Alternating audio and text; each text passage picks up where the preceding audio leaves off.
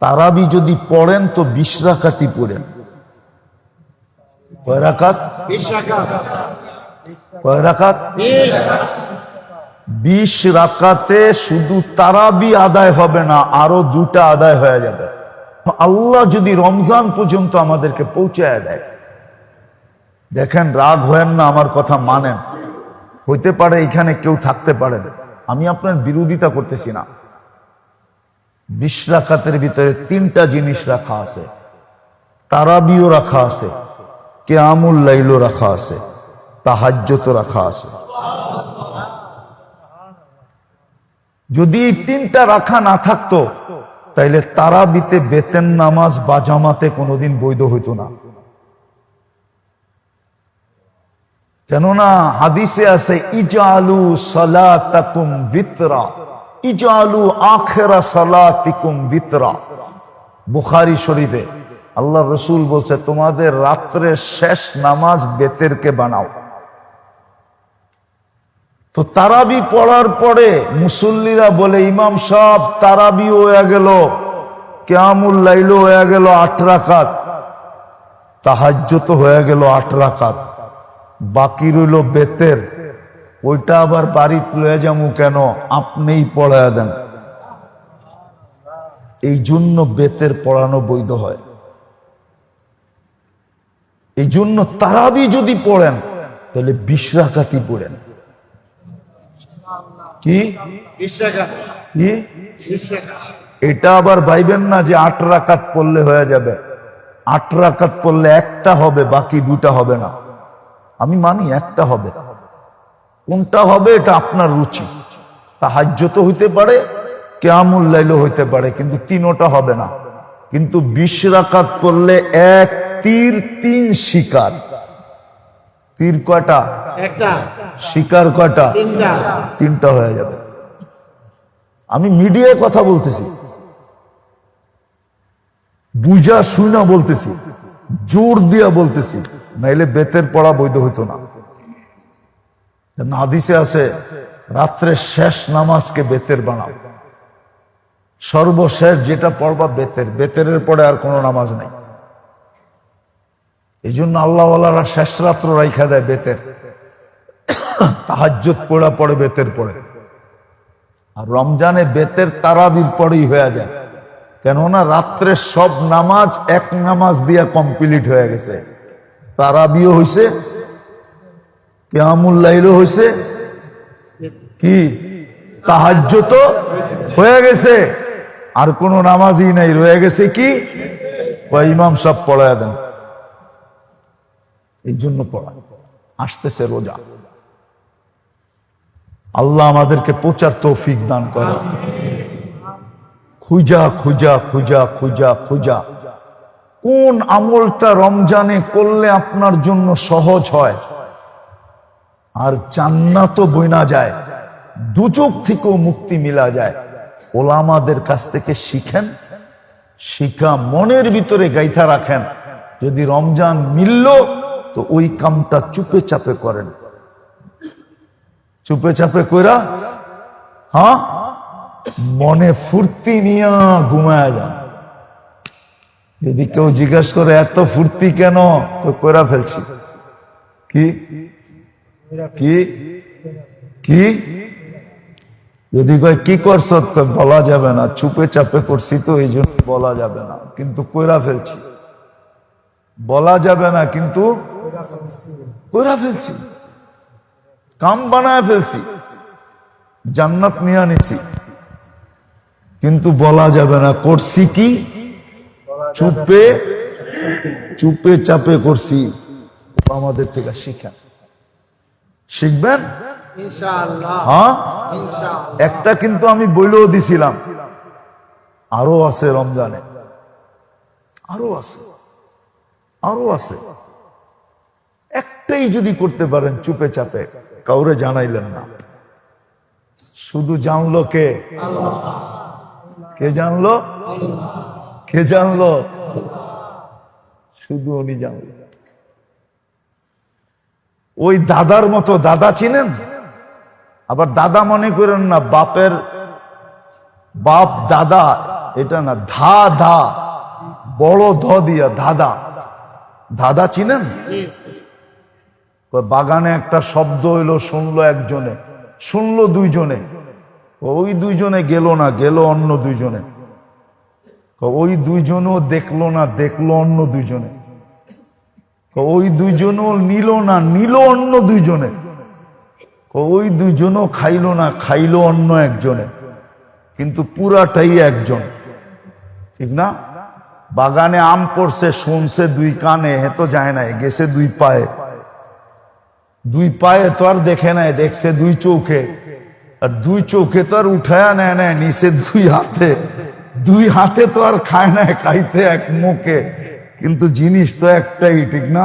জি হ্যাঁ, আপনিও রমজানের শিখা এরকম একটা করে রাখেন, চুপে চাপে ছোটখাটো একটা করে রাখেন, দাদার মতো, দেখবেন যে ইনশা আল্লাহ কাম হয়ে গেছে। মুখ দিয়ে উচ্চারণ করে কি আলহামদুলিল্লাহ, শুধু মুখ দিয়ে উচ্চারণ করে, এই উচ্চারণের কারণেই আল্লাহ সৌর জগতের অর্ধেক জায়গা নেকি দিয়া ভরা দেন।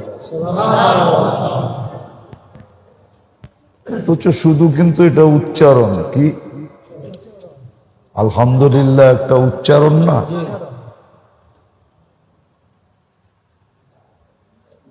এতটুকুর বিনিময়ে সৌরজগতের অর্ধেক জায়গা নেকি দিয়ে ভরা দেন।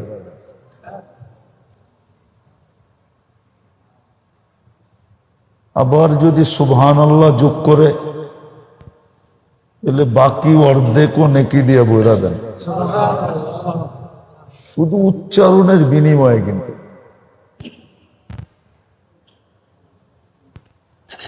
দুনিয়াতে দেখলে দেখা যায়, সারাদিন পিছে দৌড়াইতে দৌড়াইতে দৌড়াইতে দৌড়াইতে দৌড়াইতে, তারপরও কয়েক টাকা জেবের থেকে বাড়ি করানো যায় না। কি আছে না এরকম? সারাদিন আপনি পিছে পিছে দৌড়াইলেন, কিন্তু বিকালে যে দেখা যাবে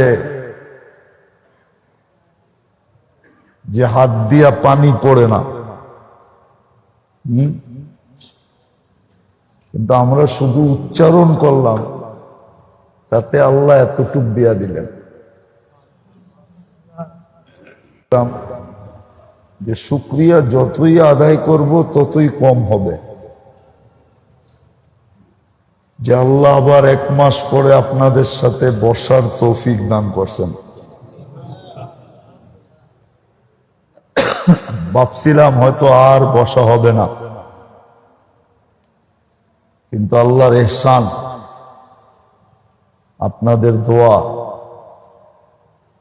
লাল মসজিদ আলাদের ঋণ, এটা শোধ করা যাবে না। কেননা সময় মতো ওনারা এতটুকু চেষ্টা করছেন, চেষ্টার কারণেই আল্লাহ পাক আবার বসার তৌফিক দিয়েছেন।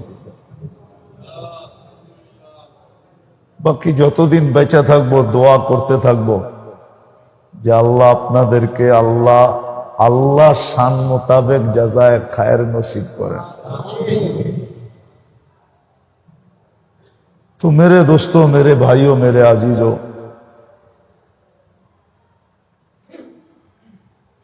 আমাদের এই জীবনটাকে সুরক্ষিত করা, এটাই সবচেয়ে বড় মকসদ।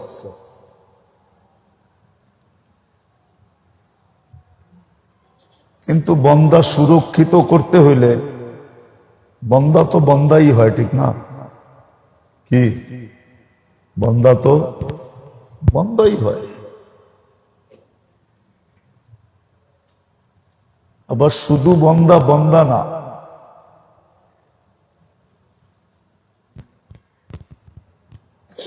অনেক প্রতিবন্ধকতাও বন্দার সাথে লাগানো আছে। প্রতিবন্ধকতা আছে না? আছে না নাই? আছে আছে দুই চারটা জানেন প্রতিবন্ধকতা কি? শত প্রতিবন্ধকতা আমাদের সাথে যোগ করা আছে। যদিও জীবনটাকে সুরক্ষা করা এটাই একমাত্র উদ্দেশ্য, কিন্তু ওই যে প্রতিবন্ধকতা আমাদের সাথে আছে যেটা বাকি সৃষ্টির সাথে নাই। আমাদের সাথে প্রতিবন্ধকতা আছে, পেটের টান আছে, পিছের টান আছে। পেটের টান তো বোঝেন, জি পিছের টানও তো বোঝেন। জি পিছের টান আছে না, দুটা দেখাইলাম আর কি। এরকম শত প্রতিবন্ধকতা আমাদের সাথে আছে। আবারও বলতেছি, মনোযোগ দিয়ে শুনতে হবে। যদিও জীবনটাকে সুরক্ষা করা এটাই হলো মকসদ, কিন্তু প্রতিবন্ধকতা থাকার কারণে আল্লাহর দুটা বড় বড় ইহসান আমাদের সাথে আছে। দুটা বড় বড় ইহসান। সুরক্ষার যত পদ্ধতি হইতে পারে, জীবন সুরক্ষার যত পদ্ধতি হইতে পারে, আবার সহজ পদ্ধতি, কঠিন না। বলবেন সহজ কি কইরা? কোরআন বলতেছে সহজ, লাইসা লিল ইনসানি ইল্লা মা সাআ। কোরআন বলতেছে সহজ পদ্ধতি। সহজ পদ্ধতিও আল্লাহ তৈরি কইরা দিছেন। সহজ পদ্ধতি, পদ্ধতিটাকে সহজ করছেন। যে কোন পদ্ধতিতে আমাদের জীবনটা সুরক্ষিত হবে। মকসদ কিন্তু জীবনটাকে সুরক্ষিত করা। কেননা এই জীবনটা যদি সুরক্ষিত না হয়, তাহলে এই জীবনটার জন্য যে পুরস্কারটা আছে এটা মিলবে না। সুরক্ষিত হইলেই পুরস্কার মিলবে। আমাদের জীবনটার জন্য একটা পুরস্কার আছে না? আছে না নাই? আছে কি? জান্নাত। আমাদের জীবনের পুরস্কার কি? জান্নাত জান্নাত। জান্নাত দিবে, আল্লাহর রেজা দিবে। আল্লাহ আমাদের উপরে রাজি হবে, আমাদেরকে জান্নাত দিবে। এটা হলো পুরস্কার। এখন সুরক্ষিত করার জন্য যে জিনিসটা প্রথম লাগবে, এটার জন্য পদ্ধতি লাগবে। পদ্ধতিগুলো আল্লাহই তৈরি করছেন, আবার সহজ করে করছেন। একটা কথা আমাদের প্রচলিত আছে, শিক্ষক যদি চায় যে ওকে পাশ করাবে না, তাহলে ওই ছাত্রের পাশ করা কোনো মতেই না। প্রশ্নই এরম করবে যে ও টোকাই পাবে না, এই প্রশ্ন কোত্থেকে করছে, ঠিক না? প্রশ্নই কঠিন করে দিবে, ঠিক না? কি কন? কিন্তু আল্লাহ এরকম না। মকসদ আমাদের জীবন সুরক্ষিত হওয়া। তো সুরক্ষার পদ্ধতিগুলো আল্লাহ সহজ করছেন, কঠিন করেন না। আবার সহজও করছেন তো ঘোষণা দিয়া করছেন। যেটা দুনিয়ার চোখে সবচেয়ে নিন্দনীয়, আল্লাহর কাছে ওইটা সবচেয়ে বড় বৈধ। প্রশ্নপত্র ফাঁস করে দেওয়া এটা দুনিয়ার চোখে সবচেয়ে নিন্দনীয়, ঠিক না? ঠিক কি রাষ্ট্রীয়ভাবে নিন্দনীয় না? শুধু নিন্দনীয় না, বড় শাস্তির উপযুক্ত। বড় শাস্তি যদি প্রশ্নপত্র ফাঁস করে দিল, কিন্তু আল্লাহর কাছে বৈধ। আল্লাহ সব প্রশ্ন ফাঁস করে দিছে। কবরে কয়টা হইব এটাও ফাঁস, কিয়ামতের মাঠে কয়টা হইব এটাও ফাঁস। ফাঁস করে দিছেন না? না আপনারা জানেন না? কেন? ওই যে বললাম না, সহজ পদ্ধতি, আল্লাহ সহজ করার জন্য ফাঁস করে দিছেন। প্রশ্ন ফাঁস করে দিই, বন্দা প্রস্তুতি নিয়ে আসুক। আর ফাঁস যদি না করতেন তাহলে আমাদের জন্য আরো বিপদ ছিল, ঠিক না? বুঝলে কিন্তু বুঝবেন, নাইলে বুঝবেন না। তো জীবনটা সুরক্ষিত করা, এটা হলো উদ্দেশ্য। সুরক্ষিত হবে কিভাবে, কি পদ্ধতিতে সুরক্ষিত হবে? ওই পদ্ধতিগুলো আল্লাহ নিজেই নির্ধারণ করছেন, আবার সহজভাবে করছেন, আবার সহজভাবে করছেন। দ্বিতীয়, আল্লাহ আবার সুযোগও তৈরি করে দিছেন। কি সুযোগ তৈরি করে দিছেন? আপনাকে আমাকে যদি সময়ই না দিতেন তো আপনি কোত্থেকে এগুলা প্রস্তুতি নিতেন? যতই সহজ থাকুক, কিন্তু সময় দেয় নাই, সময় দেয় নাই, সময় দেয় নাই, সুযোগ দেয় নাই। তাহলে সহজ হয়েও তো লাভ হইল না, ঠিক না? লাভ হইল? সুযোগ দেয় নাই। আল্লাহ আমাদেরকে সুযোগও দিছেন,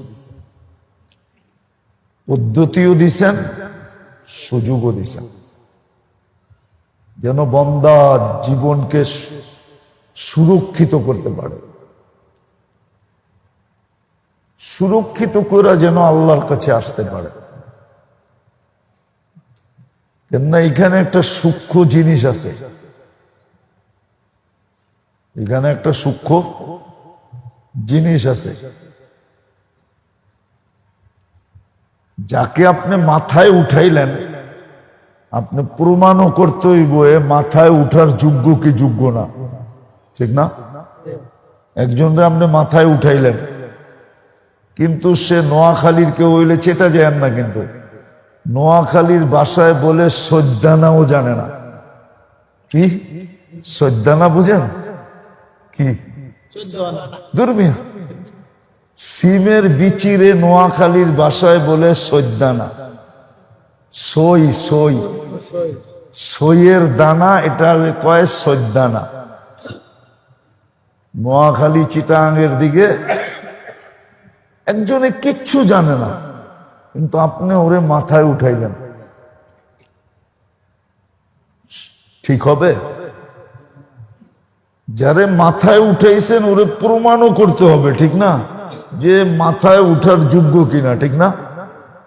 আল্লাহ আমাদেরকে শ্রেষ্ঠত্ব দিচ্ছেন সমগ্র সৃষ্টির উপরে,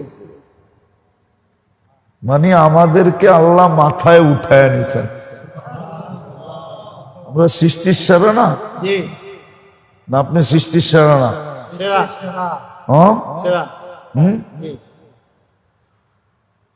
বাদশা বলে বউরে বলতেছে, তুমি যদি চাঁদের চেয়ে সুন্দরী না হও তাহলে তুমি তালাক। মনে হয় শুনছেন কিনা জানি না। এক বাদশা বউরে কইছে, এখন বউ তো কয় আমি চাঁদের চেয়ে সুন্দর মুখ এমনি। আলেম ওলামা সবার কাছে মাসলা গড়াইতে গড়াইতে আবু হানিফা রহমতুল্লাহ আলীর কাছে যে পড়ছে, সবাই বলছে হয়ে গেছে তালাক।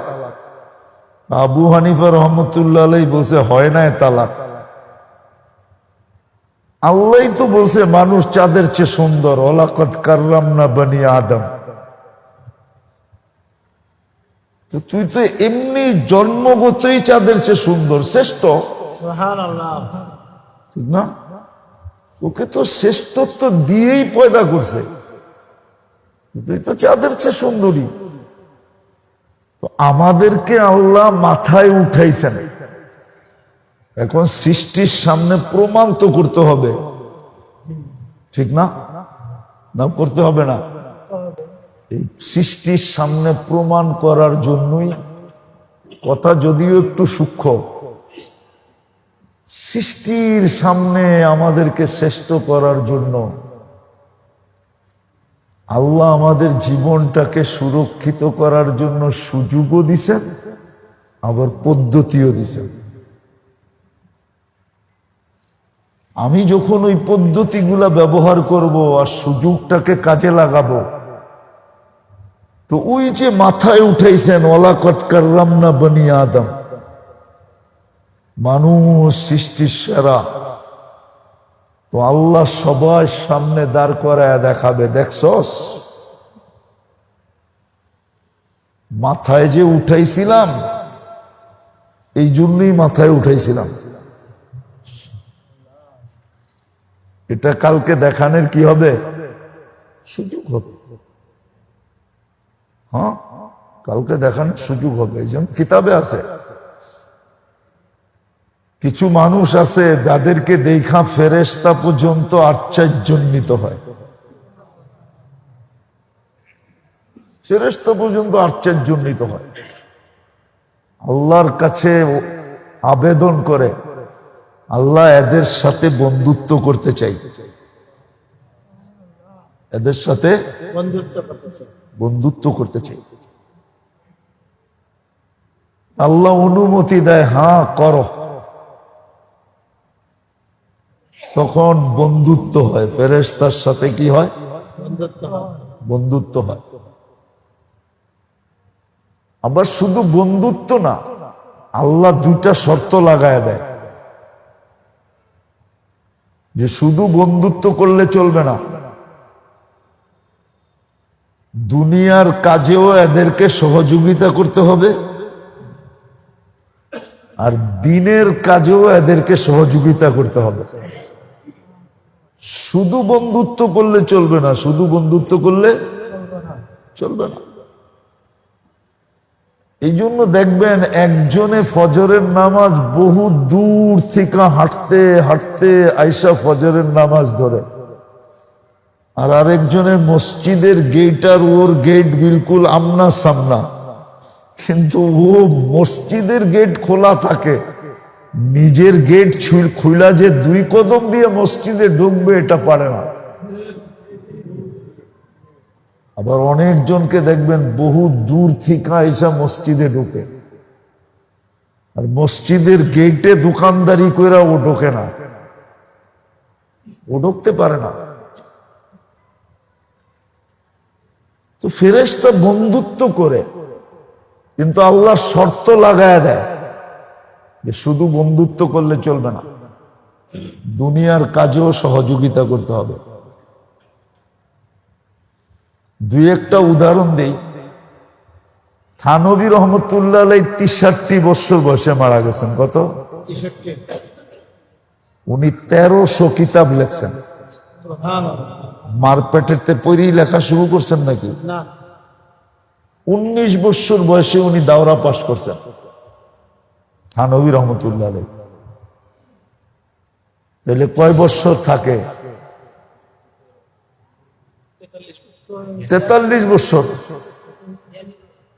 42 বছর মাইনা নিলাম, 42 বছরে 1300 কিতাব লেখছে।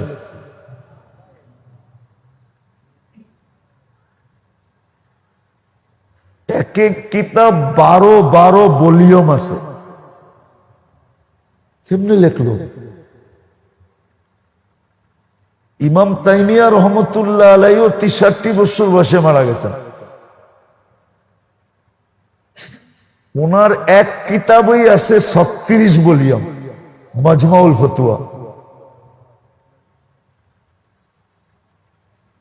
উনি এরকম কয়েকশো কিতাব লেখছেন।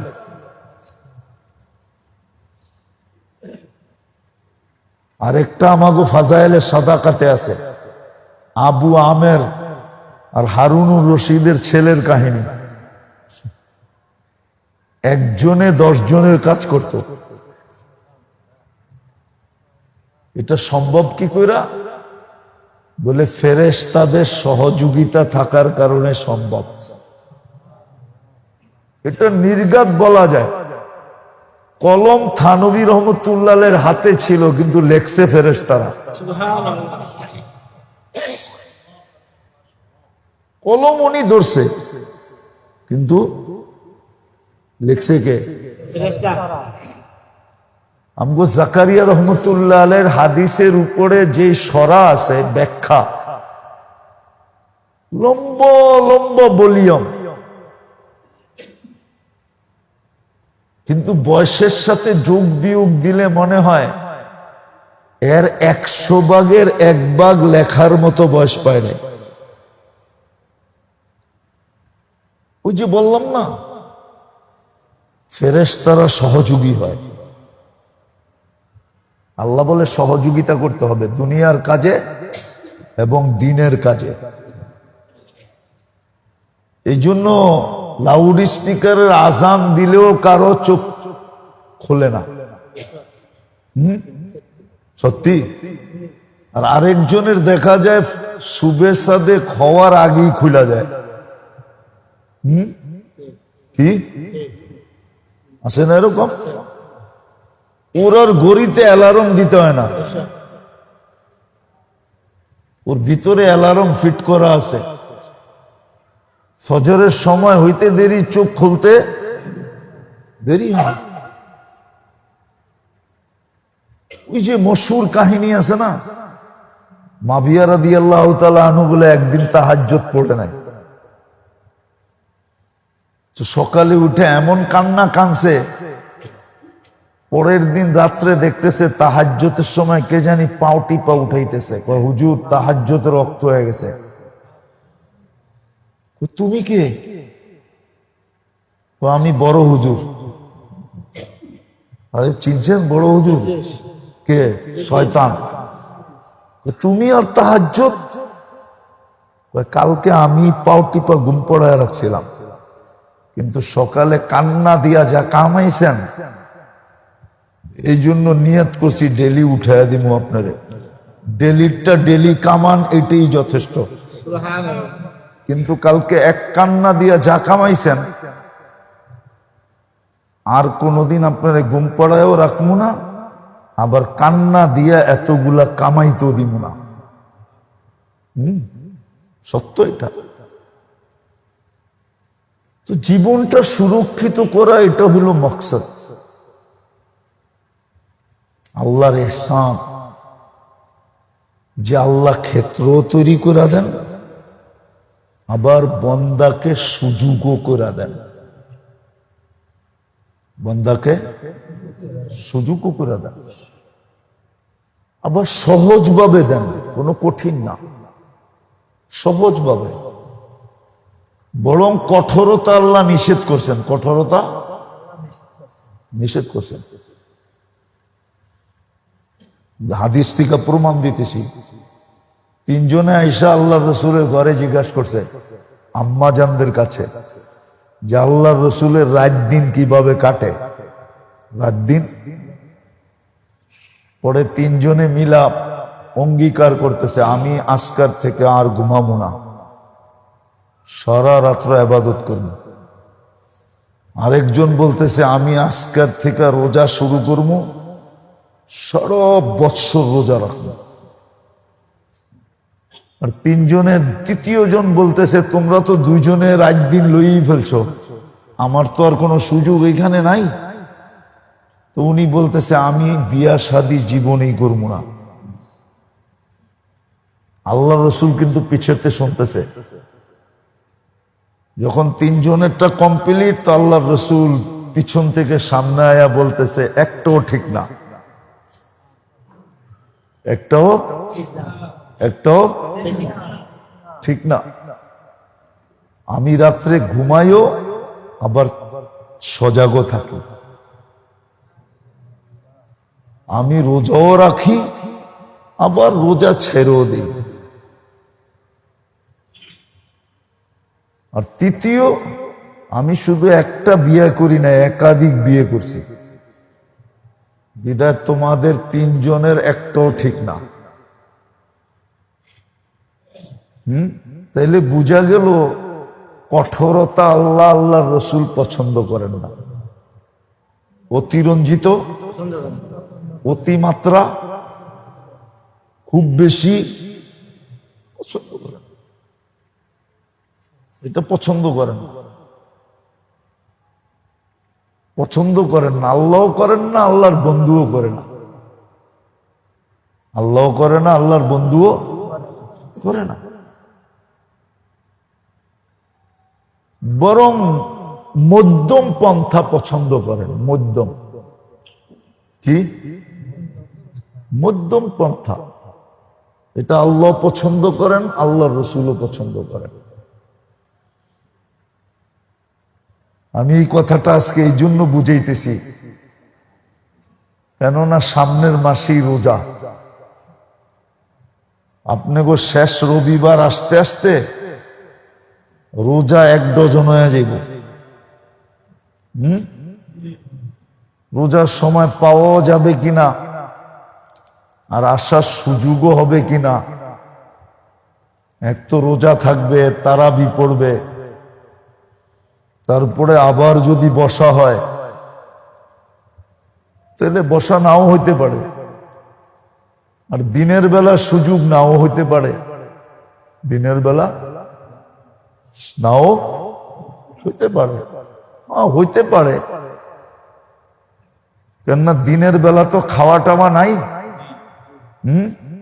শুক্রবার দিন যে কোনো শুক্রবারে হইতে পারে, জুমা পড়ায়া চলে আসলাম, একটু অপেক্ষমান রইল, আসর পর্যন্ত কথা হয়ে শেষ হয়ে গেল, এরকম হইতে পারে। আর যদি না হইল, এই জন্যই আজকে বুঝাইতেছি, উদ্দেশ্য কিন্তু হইল আমাদের জীবনটাকে সুরক্ষিত করা। শুরু করবেন, আর যদি রমজানে আসার সুযোগ হয়, আল্লাহ যদি হায়াত দেয়, আমি তো এখন সব জায়গায় বলি যে আমি কবর থেকে উঠে আসছি, আমি কবর থেকে উঠে আসছি।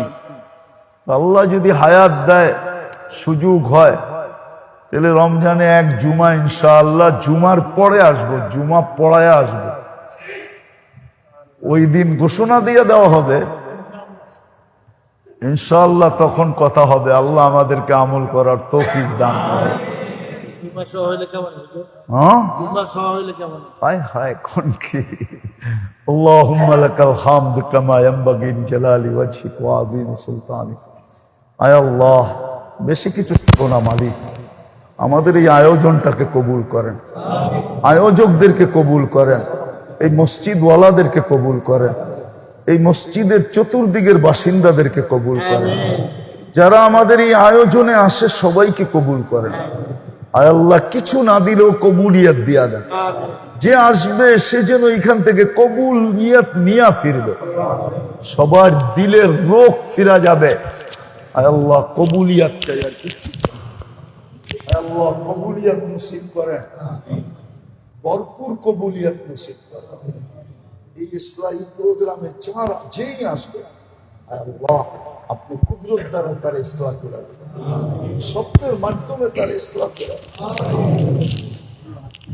আপনার হাবিবের দিদার দ্বারা তার ইসলাম করে।